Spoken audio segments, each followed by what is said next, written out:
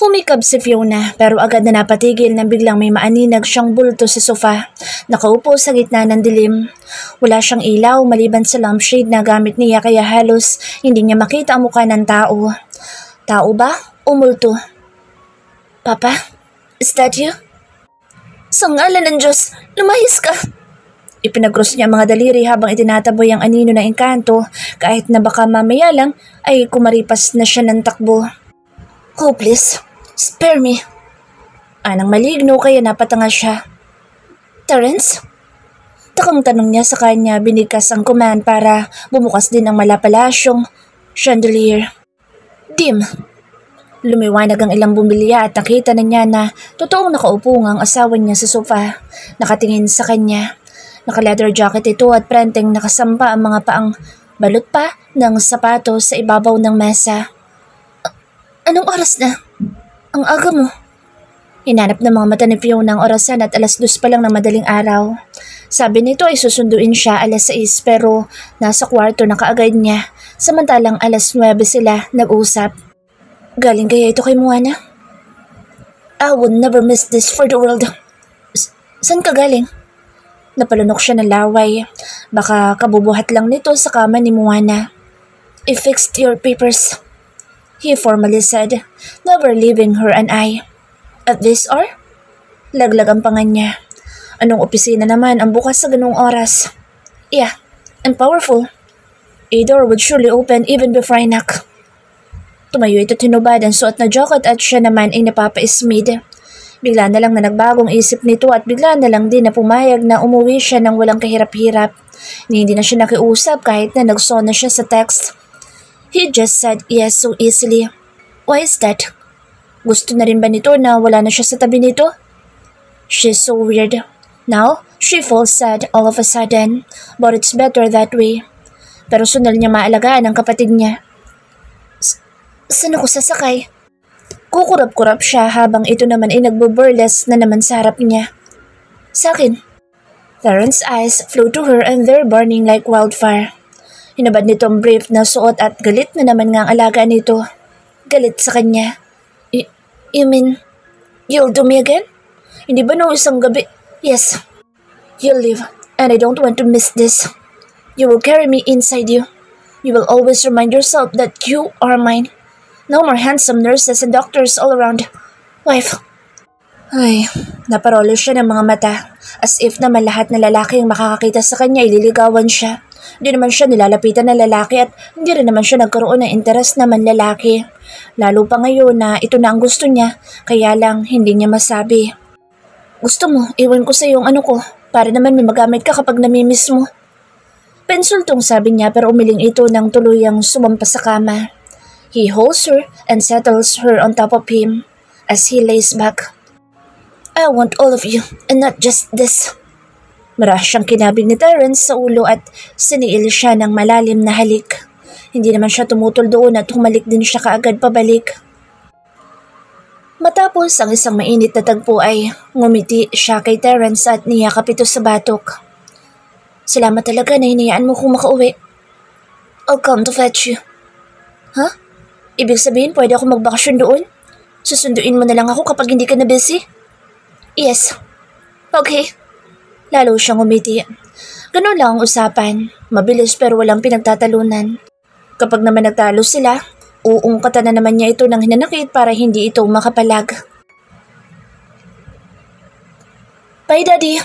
Mommy. Kaway ni Fiona sa mga magulang ni Terrence habang siya naman ay personal na naglalagay ng mga gamit nito sa sasakyan. Hawak niya ang tiket ng eroplano nito na kinuha niya kahit nasarado ng airport kagabi. Isang tawag lang naman niya sa kakilala ang ginawa niya at presto ay nakuha niya ang tiket. 8:00 ang flight ng asawa niyang makulit at kakain na muna sila sa labas bago niya ito ihatid sa airport. He rescheduled all his activities for that day for Fiona, and if everything wouldn't run smoothly, ay langya na lang. Iiwan niya ang posisyon niya bilang mayor. Ano naman ang kailangan niyang patunayan? Mas inutil naman pala at mas gago ang mga kapatid niya kaysa sa kanya. Kung hindi lang sa matatandang Montefalco na sumuporta sa kanya at masaya sa career niya, hindi niya gugustuhin pa na maging mayor. But there's also something in his mind. He wants a good record for the very first time. Maganda ang tingin sa kanya ng tao. Nang mag-uwi siya ng mabait at palakaibigan na asawa, alam niya magiging maganda ang takbo ng lahat para sa kanya. Magkakaroon naman siya ng mabangong pangalan sa buong Ireland at syempre ay kasiyahan din iyon ng mga magiging anak niya. Bye darling, take care. Come back soon. Kaway na Belinda at nag-flying kiss pa. Matapos na mailagay ni Terence ang bagahe ay kinuha naman niya ang t-shirt niya sa loob ng compartment ng sakyan. Wow, pandesal? Fiona giggled when she stood behind him. Kagat ng makulit ang labi at nakatingin sa katawan niya. He noticed that she's also wearing that t-shirt she bought. That couple shirts. Mukha nito ang nakalagay doon at may cartoon character na katawan. That's just so ugly. Buti na lang at maganda ang mukha nito. Hala, isusuot mo, Mayor? Napatuto pa ito sa pisngi kaya pinagbuhol niya ang mga kilay. What's the matter? This is mine, right? This isn't for Leander or any other stupid man, right? Pilosopong tanong niya sa asawa para matakpan ang kahihiyan niya na magsusuot siya ng pesteng t-shirt na ganoon. He's not into those kinds of stops, but there he is. Ay, oo naman. Sayong-sayo yan. Suot mo na. Ang gwapo mo lalo. Pambibilog naman ni Fiona sa ulo niya at paniwala naman siya. Gago na nga siya. Uto-uto kumbaga. It's a semi-fit shirt and he kinda likes it, to be honest. Hindi na niya isunuot ang leather jacket para makita sa airport na nakikiusong Mayor. Should I tie my hair? Tanong niya sa asawa na nakatitig sa kanya. Umiling ito na parang nahipnotismo. Mas bagay ang ganyan. Maputi na naman ang lahat sa'yo. That was followed by a giggle but he just shook his head. Binuksan niya ang passenger door at sinanyasan ito na pumasok na. Don't you want me on the driver's seat na mulag? I don't want a heart attack. Kaswal na sagot niya na tumawa ito ng malakas. Kagabila ay nakaupo ito sa sahig at tumaatungal ng iyak. Ngayon masaya na ito. At least, money isn't the one that makes her happy. Small things make her happy. From now on, you'll ride my body and not my stupid car. Hop in now. Hinawakan na niya ito sa siko dahil papalapit na si Leander, dala ang slim bag nito. Here's your bag, Mayoress. Nakangating sabi ng pinsan niya nang iabot noon ang bag. Thank you, Leander. You take care. Sureness. Saludo naman ito habang nakatalikod sa kanya. Hindi niya alam pero sadya nitong ikinikis-kis ang puwet sa may kaumbukan niya, kaya na naman tuloy nabuhayan siya ng sobra. This woman is crazy. Baka gusto nitong hindi makauwi ng tuluyan. Tumingin si Leander sa kanya at ngumiti bago iyon tumalikod para sumakay sa sakyan na magko-convoy sa kanila. Normal doon ulit ang buhay ko. Walang bodyguard. Makakagala ako doon ulit tapos bibisita ako sa karinderya. And who told you so? You're not allowed. Pilit niya itong sinasaksak sa loob ng kotse at ito ay parang nagimbal pa sa sinabi niya. Habol siya ni Fiona ng tingin pero inis na inis siya nang sumakay sa kotse. Parang gusto na namang magbago ng isip niya at ikulong na lang ito sa kwarto niya. When his father asked him to let Fiona stay at the Montefalco mansion, he said okay. Though deep inside, he was thinking of her staying with Leander as well. Ano magagawa niya seloso nga siya. But seeing her go is way far from what his dad wished for. Malayo ang Pilipinas sa Ireland. Malayo si Fiona at hindi niya alam kung anong kapalaran na naghihintay sa oras na malaman ng daddy niya ang tungkol sa ginawa niya. Of course, that would be a problem. Hindi pa man lang nga siya nangungumpisal ng damdamin niya, parang ang dami niya ng problema. That's because you started it with a problem. Naiilang na nga siya sa tuwing gusto niya magtapat. Parang hindi siya deserving na gawin iyon dahil parati niyang naiisip ang mga insulto niya kay Fiona at ang pagpuwersa niya ng sarili niya rito. Bakit hindi ako aalis? Bakit bawal akong mamasyal? Pinindot ni Terence ang button para i-start ang sakyan at agad niyang pinasibat iyon. Because I said so. Walang emosyon na sagot niya pero parang nakabara naman ang hininga niya sa lalamunan. Anong? You said so. You're so unfair. Dumuko ang si Fiona at tumawak sa hitaan niya. Ibinigay ko lahat sa'yo. Here we are again. Halos may tirik niya ang mga mata kasunod ang buntong hininga. Hindi ka makatarungan. Umakyat ang kamay ng asawa niya at parang hindi naman iyon sadya. Ako? Kahit saan ka pumunta, sinusuportahan kita. Dahil hindi mo ako mahal, kaya ganoon. Anya sa isip. Bakit? Kahit naman lumayas ka, okay lang sa akin ah. Bakit? Noon kung saan mo ako hilahin, doon naman ako pupunta. Hindi mo na nga tunupad ang pangarap kong kumarera. Hindi mo nga binayaran ng bisikleta ko eh. Hindi mo nga ako pinasakay sa Ferrari. Wala ka namang ibang ginawa kung hindi ang ipagkait ako. Dadalaw lang ako sa mga kaibigan ko doon sa karinderya kapag magaling na si Carla. Ano bang masama roon? Kapag sumama ang loob ko, turn, fine, you may go. Inis na sagot na lang niya dahil nag-uumpisa na naman itong manumbat. Bigla siyang niyakap ni Fiona sa leeg at hinalikan siya sa tenga kaya nangaligkig siya. His wife really knows how to make him say yes, as well as cool down his rising temper. Ang bait naman talaga. Ang gwapo-gwapo pa. Mamimiss kita kahit wala tayong ginawa kung hindi mag-away. Tuluyang isinandal ni Fiona ang gilid ng ulo sa balikat niya at hindi naman siya umimik. He feels contented with it. Mamimiss naman pala siya nito kahit paano. Kapag nagtagal kaya, mamiss pa rin siya nito. You take care of yourself, he said, but it merely grumbled. Sa pagbabalik nito sa Ireland, isasama na niya mga kapatid nito at hindi na ito gagamit ng pills. Magkakaroon na sila ng anak dahil pihadong sa mga panahon na iyon ay maayos na ang takbo ng lahat. Naiayos na niya ang gusot na nasamulan niya. Paplansyahin na niya lahat at gagawin niya iyon mag-isa. Total siya naman na may utak ng lahat ng problema, kaya labas doon ang dalawang babae sa buhay niya. Ikaw din, take care of yourself. Kapag nang babae ka, huwag kang pauhuli sa daddy ha. Baka kariitin niyang itlog mo. Biro ni Fiona sa kanya pero uminit ng konti ang ulo niya. Bakit ba parati na lang na itinutulak siya nitong mambabae? Parang hindi na nagbago ang tingin nito sa kanya. Maghintay lang ito. Sa oras na maging maayos na ang lahat, talagang itatali niya ito sa pundiyo ng brief niya. Wala itong kawala. Hindi bali nang masobrahan siya sa pagiging possessive, basta hindi naman siya matulad sa ama niyang hinayaan at tangayin ng tadhana ang babaeng mahal. Call me every 10 minutes of the day. You understand, Fiona? He added maddeningly. Ang mahal nun, wala akong load. I'll supply you a daily allowance of load. For heaven's sake. Ang pagod naman nun sa nguso, magsalita. Reklamo pa rin ito at ang ibig sabihin malamang ay ayaw nitong tawagan siya kaya ang sama ng tingin niya rito sa salamin. He opened his mouth to speak but she covered it with her palm. Don't tell me. You'll send me a daily supply of mouth. Okay? Tatawagan kita kung yun ang gusto mo pero hindi minuminuto. Tatawag ako araw-araw para kamustahin ka. And if not? He asked beneath her palm. Ay, huwag nga. Masyado ka namang obsessed. Ngayon ka lang ba nagka-crush sa babae kaya kaganyan? Sinilip siya saglit ni Fiona at bakit parang hindi man lang ito malungkot na maghihiwalay sila. No, this is the first time I've loved a woman. And that's the very first time he was let a woman go just to keep her okay and make sure that she'll always feel fine as he faces the ghost of his stupid decisions in life.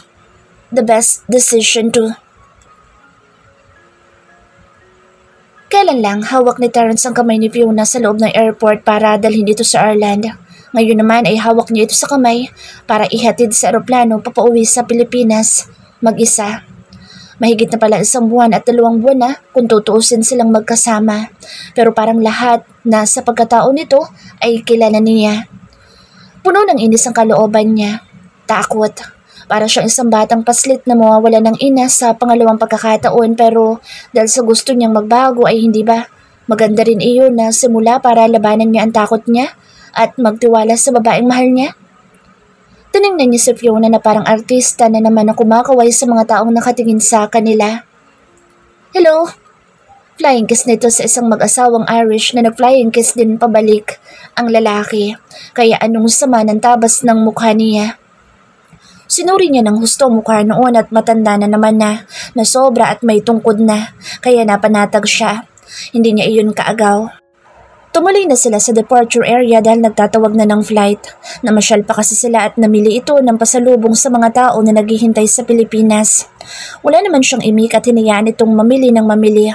Binayaran niya lahat ng binili nito na sa tingin niya ay sobra-sobra sa bagahe. Tama nga siya. Bumayad siya ng malaki para sa excess baggage ni Fiona pero hindi naman niya iyon pansin. Masaya ito na may maiuuwi sa pamilya at mga kaibigan kaya kung yun ang kaligayahan ng asawa niya ay ibibigay niya kahit pa isakay niya ang buong Dublin sa eroplano. Jesus, hindi niya akalain na darating ang araw na matatanga siya ng pagmamahal. Ganoon pa lang magmahal, parang kung pwede lang ibigay ang hininga ay baka ginawa na niya. Kaya ayaw niya itong masaktan dahil baka tuluyan na itong lumayo sa kanya, tulad ng ginawa ng ina niya. Masyadong nasaktan ng mommy niya kaya bumigay kahit pa mahal ang daddy niya.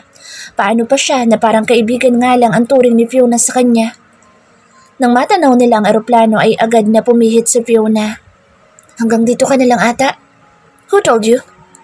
Tumikwas ang sulok ng labi niya at patuloy pa rin itong hinila papunta sa eroplano na sasakyan nito. Nanlalaki ang mga matang halos mataliso nito sa pagsabay sa kanya. She looked up at him with awe, but he just smiled a bit, walking like he owns the world. Proud siya sa couple shirts nilang dalawa at magpapagawa pa siya ng mga 100 dosena. Ipinanhik niya si Fiona sa hagdan at nasa may pinto naman ng flight attendant. Good morning.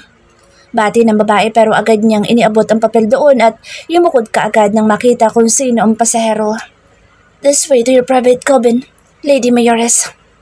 Call me Fiona. It will be fine. Nakabungis-ngis naman na sabi ng miss niya habang siya ay patingin-tingin sa kabuuan ng eroplano. Pumasok sila sa isang kwarto at doon na inilapag ng mga tauhan niya ang mga bagahe ni Fiona. Dito na. Paalam na muna. Nakangiti itong pumihit pero siya ay hindi na malaman kung anong mararamdaman. He wanted to drag her out of that cabin and tucked her in his bed. Pakaramdam niya ay kulang na kapag hindi niya narinig ang daldal nito sa araw-araw. He nodded. Hug me now. Nakapamewang na utos niya rito at nakasimangot naman ito na tumalima. Bigla na lang itong umiyak sa dibdib niya kaya parang nag-init din ang sulok ng mga mata niya. Paano na ba? He's not the type of man who will speak with flowering words. He doesn't even know how. So how could he even make her feel wanted? Wait till I get you. Yun na lang ang sinabi niya at tumango naman ito. Tumingkayat si Fiona at halos maglambitin sa batok niya nang gawaran siya ng masuyong halik sa labi. He stared into her eyes for a couple of minutes until it's time to turn his back, so he embraced her and kissed her forehead. Bye-bye. Paalam ng asawa niya kaya lumingon lang siya saglit at tumango.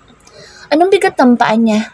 Kasing bigat ng kalooban niya pero matapang pa rin siyang humakbang papalabas ng pintuan. Assist my wife. She's afraid of turbulence, so check her from time to time. I don't want a male flight attendant. Just you. Bilin niya sa babae na kaagad na tumango. Tanungan niya sa Leander at iniabot naman noon kaagad ang cheque sa babae na agad din naman na umiling. No sir, it's part of my job to accompany the passengers. Rest assured that... No. I am personally asking for you to treat my wife with extra effort and care. This is personal, miss. Have it. This will not cause your termination. It's a bonus. Iniabot niya mismo ang cheque roon at tumango naman si Fiona habang nakangiti. Have it. It's for free. She giggled. Naughty. Thank you, Mayor. Naiyang sambit ng attendant. Lumingon siya at pinagmasdan ng miss niya.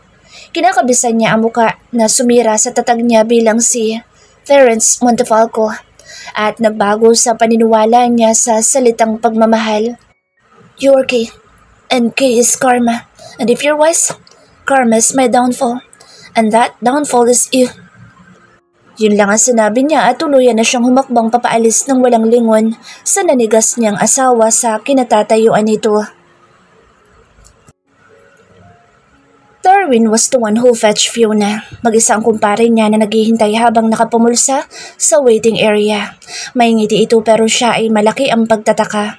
Paano nito alam na darating siya? Hindi na nga siya nakapag-abiso sa mga ito na uuwi siya dahil nawala na sa isip niya. Hanggang sa mga oras na iyon ay parang lutang pa rin nga siya sa hangin, hindi dahil sa jet lag kung hindi dahil sa mga huling sinabi ni Terence sa kanya. Siya raw ang karma ng asawa niya at ang karma ay downfall at ang downfall ay siya. Napatutop siya sa noo. Mahal ba siya ni Terence? Bangag siya sa buong biyahe papuntang Pilipinas at sa halip na maging masaya siya ay nabalot ng lungkot ang puso niya. May tugon ang damdamin niya galing sa lalaking mahal niya pero malinaw ba iyon? Anong assurance na totoo iyon? Parang napakahirap na maniwala na siya na halos isuka noon at abot kalawakan kung insultuhin ay kahulugan noon ng loob. And he said that he doesn't believe in love. How come is that? Did Terence mistakenly look at his lecherousness for love? Nalaglag ang balikat niya habang naglalakad papalapit sa kumpare niya. Balik Pinas na siya pero ang isip at puso niya ay parang naiwan sa Dublin. She realized that Dublin has become her home too. Hey, why the sad face, Mrs. Montefalco? Nakangising tanong ni Darwin sabay hugot nito ng mga kamay sa bulsa at niyakap siya ng buong buo. Agad naman niya isunob-sob ang mukha niya sa dibdib ng kaibigan at kung bakit bigla na lang siya lumuha sa hindi niya maintindihan na dahilan. She misses her husband, but she has to see and take care of her sibling. She promised her stepmom and her father that she'd take good care of Carla and Marlo before herself. The baby is crying. Want me to kick some ass? Ipinatong saglit ni Darwin ang pisngi sa tuktok ng ulo niya at hinayaan lang niya saglit ang sarili na umiyak. She must be happy. Parang may damdamin na si Terence sa kanya pero hindi kasiyahan ang nararamdaman niya kung hindi pangamba. Pangamba para sa puso ng lalaking iyon na nakilala niya bilang pinakamatigas na bato. Mas matigas pa iyon kesa sa lalaking yumayakap sa kanya sa mga oras na iyon. Pilit niyang iwinaksi ang kalituhan at ang nararamdaman. How's my sister? Parang pati pananalita niya ay nagkaroon na rin ng accent. Siya ba naman ang araw-araw na makapag-usap sa mga tao sa Dublin? Kung hindi rin mamilipit ang kusa ang dila niya sa pananalita ng mga ganoong tono. Just see it for yourself. Ani Darwin kaya tumikal siya rito at tiningala ito. Nagkumpulan lalo ang mga luhan niya sa mata at nanginginig ang mga labi na bumuka. Bakit? Malala ba siya? He sighed gently, putting his arm around her shoulder, walking her. Kasukasunod nila ang mga attendant na may dala ng mga bagahe niya na parang 10 katao lang naman ang nagmamay-ari. She has Kawasaki disease, and the doctors are still monitoring her condition. Children with Japanese ethnicity are prone to this kind of illness, sweetie. But children with pure Filipino blood could also be a victim. Para itong doktor sa pandinig niya pero inuunawa niya ang sinasabi ni Darwin. The worst possible complication is heart disease. Maang siyang napatingala ulit at tumulo ang luha niya na walang abiso. Ano na siya? Kumusta na kapatid ko? She's okay. Ginagamot na siya kaya huwag ka na umiyak. Your husband asked for the best doctors in town to look after Carla. Personal recommendation sila ng doktor ng mother-in-law mo. Did you even see it coming? The devil is turning himself into an angel. Ngumiti si Darwin pero sumimangot lang siya. Hindi niya alam kasi kaya hindi siya makaramdam ng saya ay dahil nakita niya sa Google News ang mister niya na nasa isang hotel at kasama si Moana. Nasaktan siya ng gusto dahil ang gabing iyon ay mismong gabi na pumunta ang batang iyon sa mansyon at hinanap ang asawa niya. The two were kissing inside the lobby. Hindi lang iyon. Pagdating sa may pinto na isang kwarto ay naghahalikan na naman. Anong dapat niyang maramdaman? She never heard anything from him. He didn't even tell her what happened that night. Na hindi niya alam na magkasama ang dalawa kung hindi pa niya nakita sa balita paglapag ng eroplano kanina. Tapos ngayon ay maalala niya na iyon ang may kuha ng doktor para sa kapatid niyang may sakit. Parang nagbabago na raw sabi ni Darwin pero hindi niya alam kung hanggang kailan kayang magpakatino ni Terence. Kahit na ang media ay nagtataka sa inaasal ng asawa niya at ang caption pa nga ay nambababae pa rin talaga kahit na may asawa na.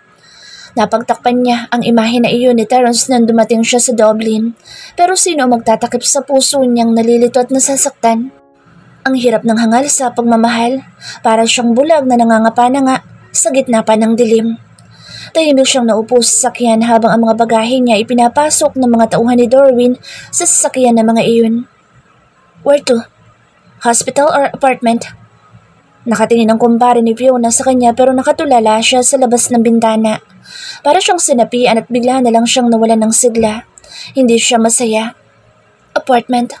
Ayusin ko muna itong mga gamit ko. Sino nga pala nagsabi sa'yo na uuwi ako? Matamlay na tanong niya rito. Your husband? He asked me. No. He warned me to give you a company but I must back my hand off you. Darwin chuckled. He wanted a condo for you. Nagpapabili siya ng isang buong condominium at palayasin ko raw lahat ng tao roon at ikaw lang ang titira. Natigagal siya. I said, it wasn't that easy. He said he doesn't care. Kung makapag-utos siya, parang inuutot lang niya. Bumili ka? No. He just called me this morning and rushed me to go to the airport, rushing me as well to buy you this and buy you that. He was asking me to hire bodyguards for you, buy you a Bugatti and Tom. Sinampal nitong manibela kaya napapitlag siya. Where the hell am I going to buy a Bugatti? Hindi pa nagbubukas ang partner na Bugatti dito sa Pilipinas. There are only rumors about this Lorenzo de Ayala who will open a dealership here. Your husband is crazy. Hindi siya umimik. Nakaramdam siya ng kilig pero nandoon pa rin ang selos niya. Nandoon pa rin ang agam-agam niya. Pakiramdam niya ay naging easy to get na siya kay Terrence. Pakiramdam niya tuloy hindi siya bagay doon katulad ng mga insecurity niya noong nakaramdam siya ng paghanga para roon. Naisip niya nakasal lang sila dahil bayad siya. He never even asked her to marry him. He was with Moana. He was once attracted to Moana too. He kissed Moana and he even covered up that girl's dirtiness. Hindi inaamin ni Terrence kahit na sa kanya nadronoga noon ang mommy niya. Terrence still doesn't trust her. Sa apartment na lang. Hindi naman ako si Fiona Montefalco ngayon sa Pilipinas. Matamlay pa rin na sagot niya pero halos mapatalon siya sa kinaupuan ng biglang pagkumpulan ng ilang katao ang sakyan ni Darwin. Darwin, ano mo sila? Bakit inaharas tayo? Ang higpit ng yakap niya sa braso nito habang nakatingin siya sa labas ng bintana ng kotse. Oh Jesus, you really need protection I guess. Your life is not normal now. Aba, mas lalong hindi naman ako abnormal. Bakit ikaw? Sukat ka rin ah. Bakit hindi ka pinagkukumpulan? Because they're immune to my face. They often see me walking around like an ordinary civilian, while you, fresh in their eyes. Your husband is the most controversial Lord Mayor of Dublin, Fiona. You know that. Anito kaya kumurap na lang siya at bumalik sa kinauupuan. Ibinaba niya ang salamin ng bintana ng sakyan at ngumiti sa mga tao. Wala siyang salita na kahit na ano pero sandamakmak na camera ang kumuha ng litrato sa kanya. Unti-unti na rin naman na umusad ang sakyan ni Darwin kaya nakapag-relax siya kahit paano. She guessed that her life won't be that ordinary anymore. Ang Pinoy may hilig pa naman sa mga taong mala celebrity ang dating kahit na hindi naman. Like her, hindi naman siya dapat na pagkumpulan pero dahil siguro isang kilalang politiko ang asawa niya sa ibang bansa kaya siya pinagkakaguluhan na parang prinsesa. Ano naman kaya ang lalabas sa pahayagan? Na siya ay nasa Pilipinas at may kasamang ibang lalaki? Pagbibintangan na rin siya na lalakero tulad ng pagkakakilala ng publiko sa asawa niyang babaero di umano? Babaero naman talaga si Terrence. She even saw him how he flirted with a flight attendant during their flight to Ireland. It's his past, but it brings pain to her heart. Past na nga ba talaga o baka naman ang kahapon ay kakambal pa rin na ngayon at ng bukas? Tinignan niya ulit ang litrato ni Terrence at ni Moana na naghahalikan sa isang hotel at nabalot ng sakit ang puso niya habang nakikita niyang magkabuhol ang mga labi ng dalawa. Parang bumalik sa isip niya ang lahat ng mga insultong inabot niya roon at ang lahat ng mga sinabi noon na hindi siya ang babaeng gugustuhin dahil wala siya kumpara sa batang si Moana. Fiona pressed the switch button of her phone to lock the screen. Terrence is still quite questionable. He's still so distant, though he was literally near sometimes. Love, will says you right? Tanong bigla ni Darwin kaya napatingin siya rito. Ha? Love will says you. Ngumiti ito kaya nalukot lang ang noon niyang napasimangot. Si Carla na muna ang dapat niyang intindihin at hindi ang damdamin niya.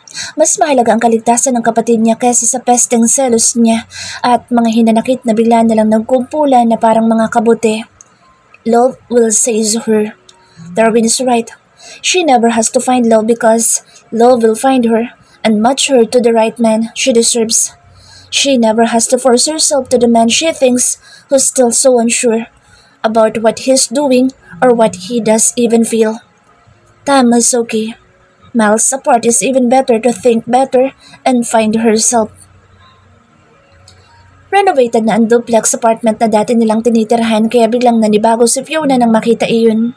Pumasok siya sa isang bagong green na gate at naabutan niya isang lalaking nakaboxer lang na nagdidilig ng halaman. Lumingon iyon at siya naman ay napatulala. May bago siyang kapitbahay? Nasaan na si Aling Mildred? Tumingin siya kay Darwin na papasok na rin, bit-bit ang mga gamit niya. He's Aling Mildred's nephew, a TV commercial model. Anang kumpare niya kaya napatango siya. Kaya pala may itsura at TV commercial model. Gavin, miss. Ipinahid na lalaki ang kamay sa suot na boxer at inilahad ang kamay sa kanya kaya tinanggap naman niya. Fiona, nice to meet you, Gavin. She shook her hand casually while the man is grinning sexily. Bigla na lang tumikim si Darwin sa likuran niya at bakit parang sadya naman iyon. Si Terence, parang demonyo kumagalit. Bulong nito na parang kausap ang sarili nang lagpasan siya at dumiretso sa screen ng pintuan ng inuupahan niyang bahay. Binawi niya ang kamay sa lalaki at ngumiti roon kahit paano. Sa Aling Mildred. Kunwari siyang sumilip sa pinto ng apartment ni Gavin. Nasa ospital. Binabantayan yung bata na may sakit. Kapatid ko. She informed him. Oh, that means you live here too? Where are you from? DH ka sa Hong Kong? Napagkamalan pa siyang katulong. No, Gavin. She's back from Dublin. Her husband is a hellish Lord Mayor of Dublin who easily gets jealous when she talks to some man. If I were you, I'll keep my distance. Salo ni Darwin at agad naman na umatras ang isang lalaki. You're married? Napagkamalan kitang dalaga. Nakangiting sambit pa rin ni Gavin pero inakbayan na siya ni Darwin at walang paalam. Siyang hinila papasok sa unit niya. I think I better leave some of my men to look after you tonight. Riz and Kat will be able to join you in the hospital. For now, you must take a nap first and leave the stuffs this way. Para siyang bata na iniupo ni Darwin sa sofa at tamad din naman siya na sumandal. Okay lang ako rito. Gusto ko mawala ng tagabantay kahit sandali lang. Hindi naman mukhang masamang tao sa Gavin, saka mabait sa Aling Mildred. Para niya kami mga anak kaya malamang alam na ni Gavin ang dapat naturing sa amin. Hindi niya mapaniwalaan ang sarili niya. Nakakapagtiwala siya sa ibang tao pero sa sarili niyang asawa ay alanganin.